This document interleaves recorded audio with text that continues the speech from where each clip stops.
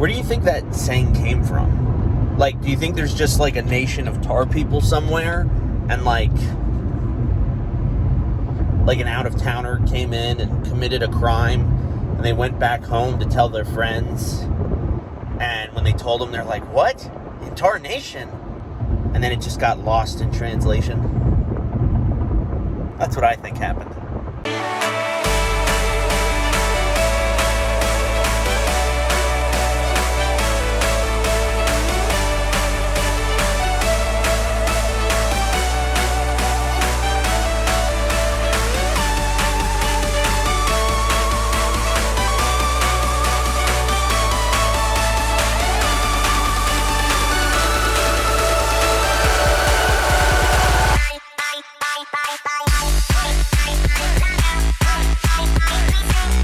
Good afternoon, everyone. We are here at Pioneer Tunnel in Ashland, Pennsylvania. Now, this is going to be really, really fun to see because this is actually a train that goes down into an old anthracite mine. And you get to see, you know, anthracite, of course, is coal. So you get to see the old coal mine and how it ran and everything. And it just looks like a really awesome place. Just driving through Ashland, it's so cool. It honestly looks like a mini San Francisco, honestly. Just the roads and... I mean, this town was literally built in a valley. So they kept true, you know, they didn't dig everything out. They just kept true. And it's really, really cool. So I cannot wait to see this. And I can't wait to show you guys. So let's go. So we did order our tickets online. You just have to pick them up in here. So let's go do that. It is, as you can see, $11 for adults and $8 for kids. So while we're waiting for the tour to start, they got a lot of cool old stuff here. Charles J. Ramley, Chuck. And you wait over here, but here is a pretty cool look. And there is the train that you'll be taking down. So wow, it was 250th anniversary in 2018. Now they also have a train that will go around above. It's a nice little train ride.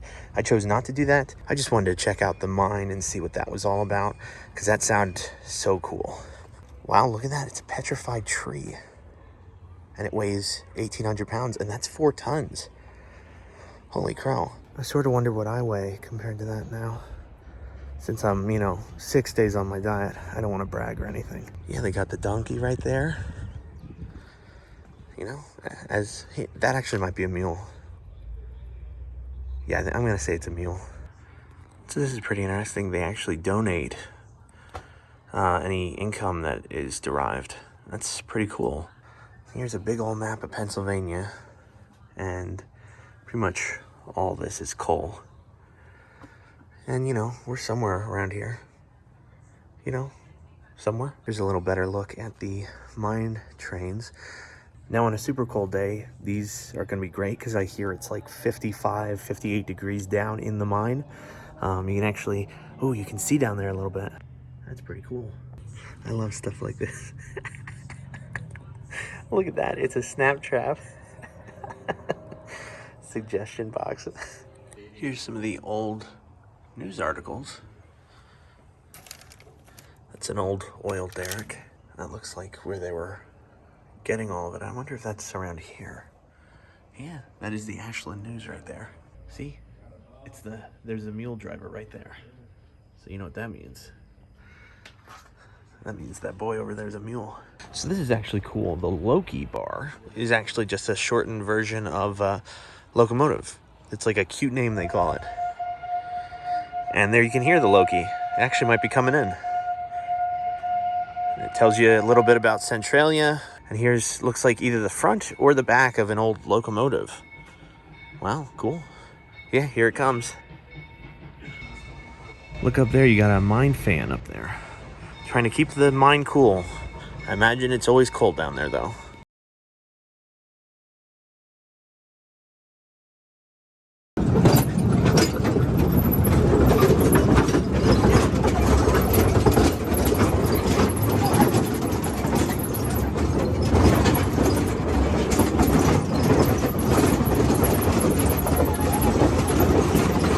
Bit of a bumpy ride.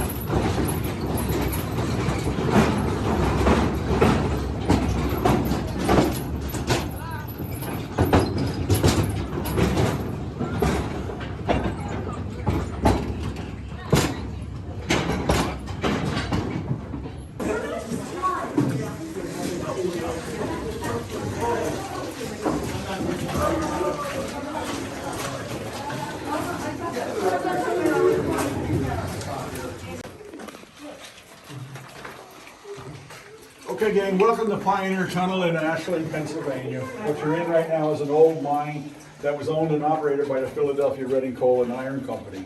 It operated on the level we're on right now from 1911 till 1932 when it shut down because of the Depression.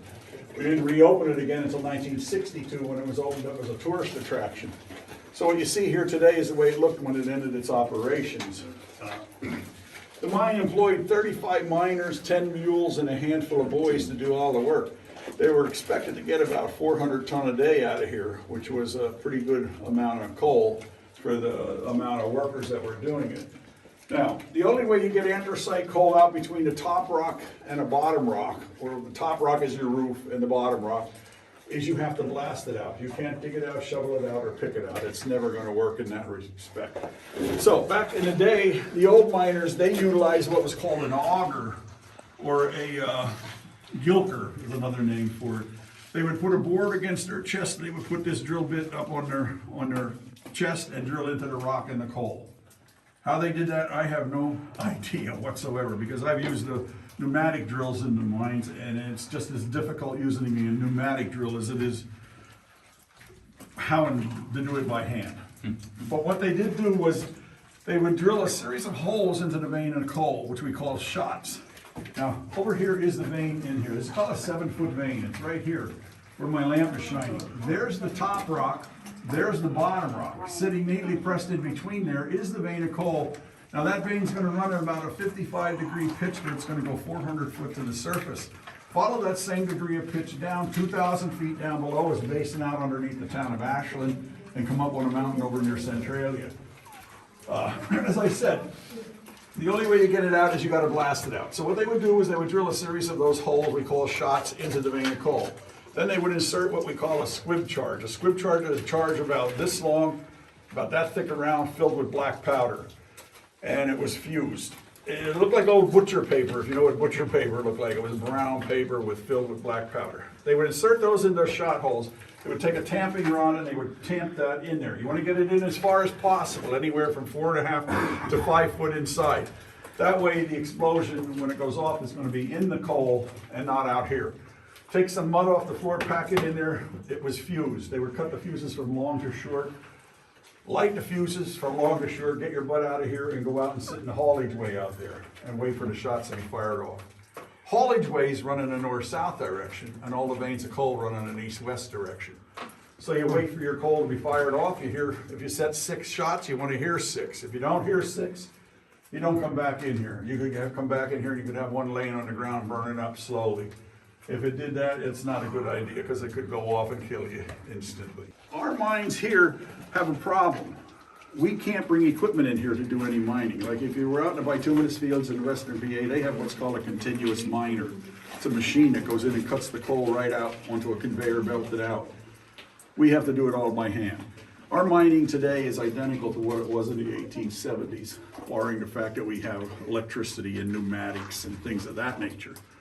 But when you look up here and you see the little timbers that are up in there, wherever that coal was taken out of that vein, which was running directly across up there, you have to re-timber and re-support the roof because we've got a lot of weight above us.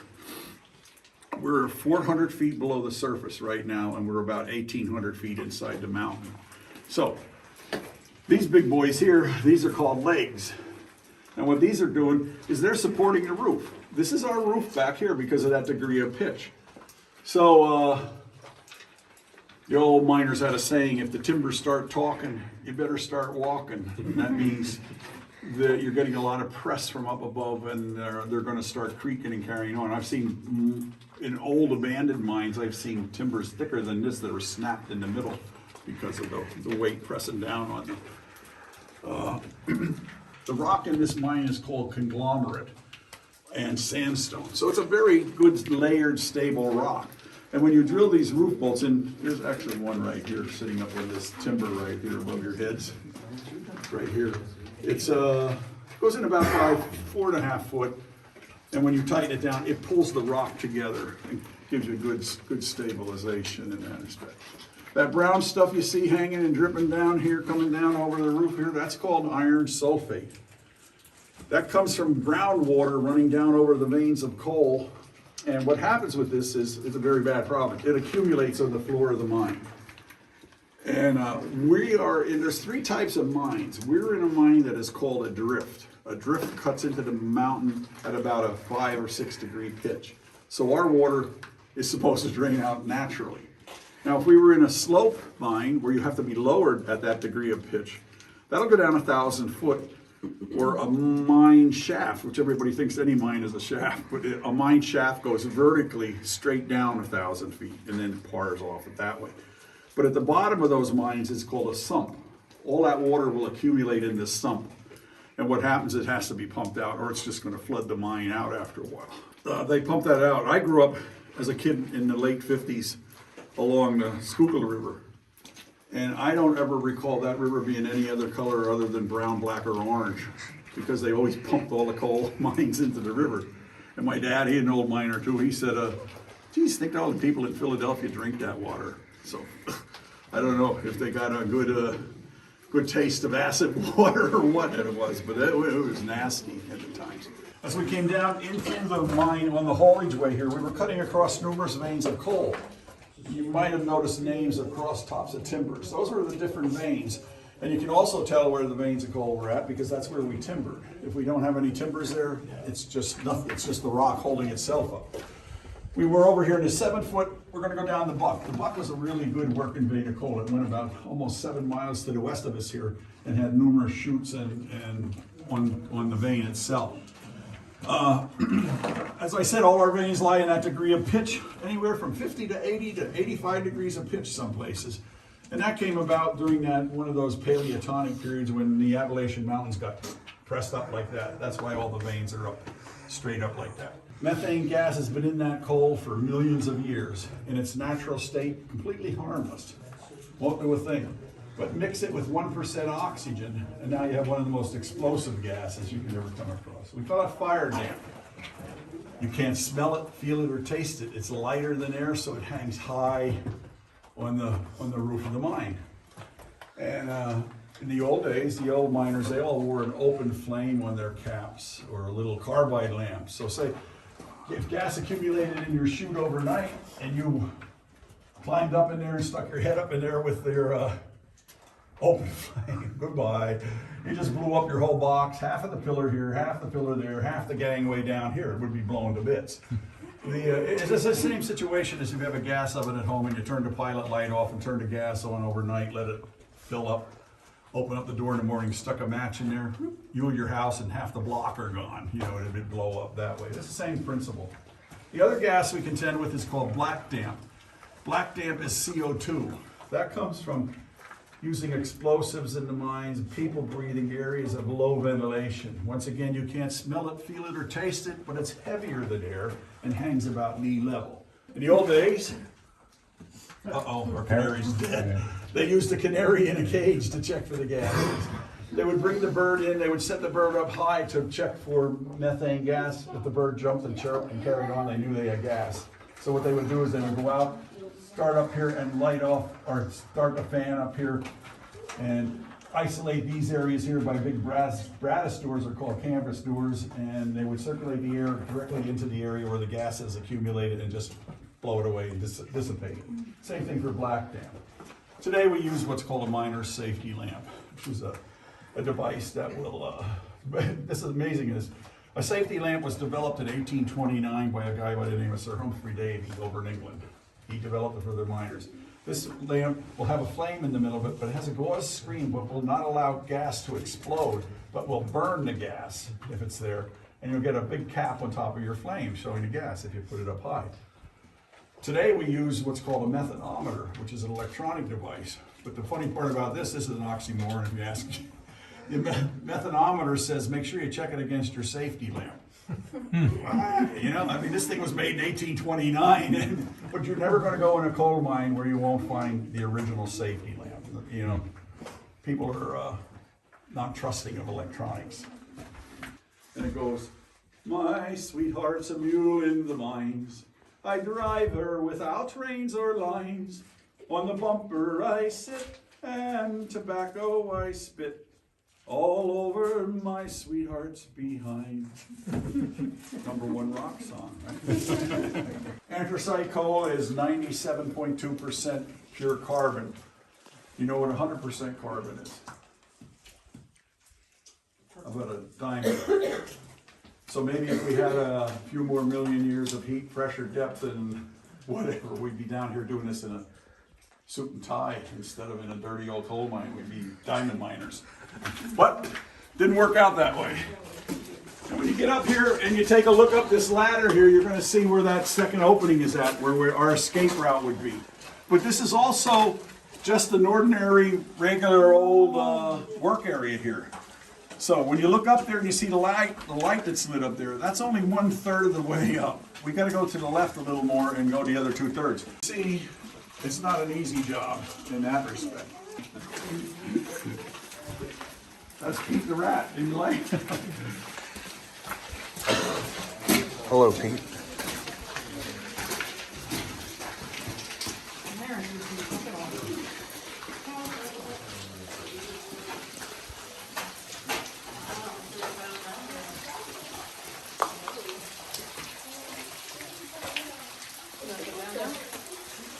They're cold. See, you have to look at this in logical. When it's 100 degrees out in July and August, it's nice in here. When it's 10 below zero in January, it's nice in here. So, here's an interesting thing about a mine mule. One mine mule on a level grade like we're on right now can easily pull 3 fully loaded cars. That's how strong they were. But the problem with these cars is they don't have brakes. So in any type of an incline or a decline in the track, you don't want to have the car pull the mule over backwards and injure him, or have the car run up on the hind legs of the mule. You're going to get fired, as I said. So the driver boy, he had a young kid, young lad about 11 years of age, who ran alongside the car with him. He was called a runner. It was his job to run alongside and insert what I'm holding in my hand here, which is called a sprag. And he would insert the sprag in an open spoke portion of the wheel. Damn pollen. How does pollen get in here, eh? And it would rotate the wheel around. Trouble is, many of these kids tripped, fell, had their arms and legs cut off, or were crushed beneath the cars. This was before the 1935 child labor laws. So, when the time comes to offload the coal, what happens is the miner sends his assistant, his buddy, up into the top of the chute. He'll release a trap up there and allow coal to flow down to the base here where the miner's sitting, which we call the battery. Now the miner will dangle his feet on the inside of the car. As the coal fills up, he can feel it rise with his feet. Why I'm saying that now is because when he's doing that, it's dark and you can't see what's going on. Anybody have a problem? I turn the lights out and show you what a working coal mine looks like. You guys are okay? Now remember, back in the old days, they had those little teapot lamps or the carbide lamps. So say somebody down the line here was going to fire off some shots, what you're going to hear is fire in the hole, fire in the hole, fire in the hole, and then they're going to set off their shots. And what you can get is a big rush of air down through the gangway. Now that could blow your lamp out, or it could actually knock your light out, and this is what you're going to get. Now the problem is this, where's that open chute? Is that 10 feet away? Am I standing right beside it, or what? You know, if I take a step, am I going to fall down that hole? Well, you wouldn't know. So what would you do? Relight your lamp. Probably. You know, if it didn't blow on the ground or something, you could just relight your lamp. But if you couldn't do that, what you can do is you can get down on the ground, find the track, put your hand on one rail and your hand on the other rail, and crawl out the middle of the track. That way it'll keep you away from any open chutes or anything like that in the morning. Back to the surface we go. There's another rat in there.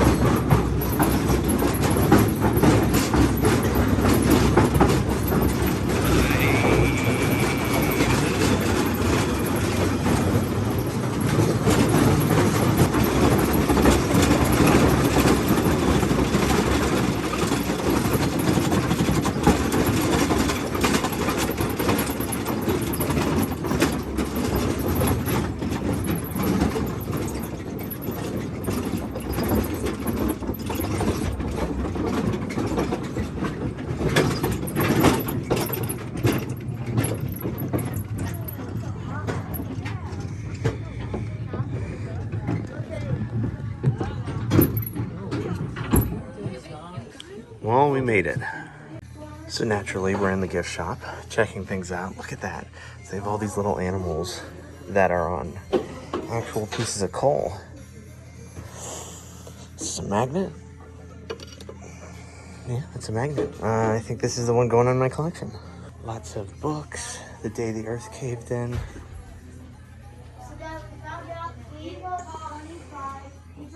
Lots of cups. Oh, look at that. It's an old oven.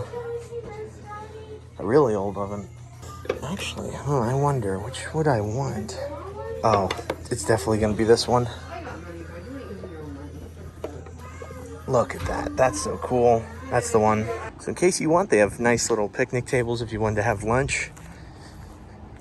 And pretty, really, honestly, an awesome place. Oh, look, little train that the kids can play on. Cool. So that was awesome. I went into this not really knowing anything about coal or mining or any of that. You know, I've gone to Crystal Cave and caves like that, but I've never really experienced mining or any of that. And this is so cool. Just, you know, the ride down, it is a rough ride. I would say it's almost maybe a little more rough than Thunder Mountain Railroad if you've ever tried that in Disney. It's a, you know, you're going, like, I think he said 1,800 feet down. So it's, you know, it's pretty crazy, and you're actually in the mountain and you get to walk around and everything. It was so much more than I expected. I thought you were just in the train, you go down, you come back up. No, you go down, you get off, and they talk to you, and it's just so awesome. I cannot recommend this place enough. This is so cool. And considering it's only $11 a person, they are only open on the weekends now until after Memorial Day. Then they start opening up more. They say when Knoebels get super busy, they get busy. So that makes sense, I guess, because there's a whole like mining area there. But no, this was awesome. Loved every single second of this. If I could go back in time and experience this again, I would 100% do that. It was so cool. Yeah. So thank you guys so much for watching, and we'll see where we're at next week.